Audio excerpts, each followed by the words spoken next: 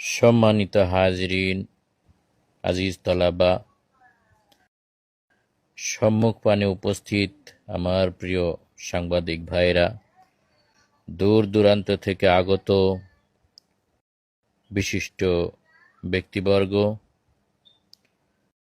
ইতিমধ্যেই আপনারা অলরেডি খেয়াল করেছেন যে আমাদের পার্শ্ববর্তী দেশ বাংলাদেশ, আরও লক্ষ্য করেছেন আমার অনেক দিনের বান্ধবী, ডাকনাম ওর হাসু। আমি কিভাবে বলবো, আমার মাথা ঘুরে গেছে। এই নেমোখারাম জাতি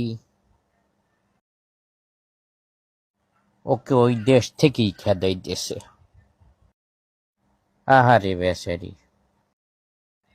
শেষ পর্যন্ত ওকে আমার নিজের বাসায় রাইখে দিয়েছি। উপায় ছিল না কোনো। সম্পর্কটা তো 1-2 দিনের না, মোটামুটি ধরেন আমাদের বাল্যকাল থেকে একটা গভীর সম্পর্ক।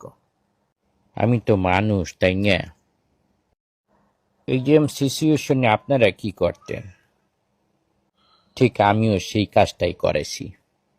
তাকে সোজা বলে দিয়েছি, আমার বাড়ির বাইরে যেন তোমাকে আর কখনোই না দেখি। তোমার যা যা ভরণ পোষণ সব আমি দেখব।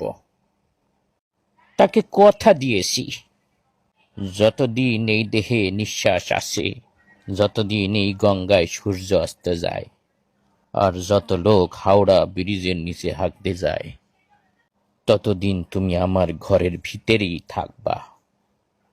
আমি কোনো অনধিকার চর্চা করতে আসি না তোমার সাথে, একদম মন থেকেই বলতে আসি তোমাকে। আমার এই অন্তরের ভিতর যত ভালোবাসা লুকিয়ে আছে, মাথার উপরের আসমান আর হোগার নিচের জমিন সাক্ষী। হাসু, তোমাকে আমি পৃথিবীর কাউকে কেড়ে নিতে দেব না, দেব না। এই কথা যদি তোমার বিশ্বাস না হয়, বাংলাদেশের 18 কোটি জনতা সাক্ষী রেখে বলতে আসি, আমি তোমার কাছে কোনো ইলিশ চাই নেই, কাঁঠালের বার্গারও চাই নেই।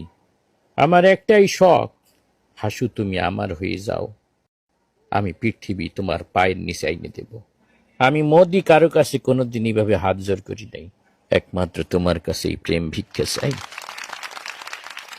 আমি এই ময়দান থেকে এমন কিছু লোকের হাত দেখতে চাই যারা হাসুকে সারা জীবন আমার পাশে চায়।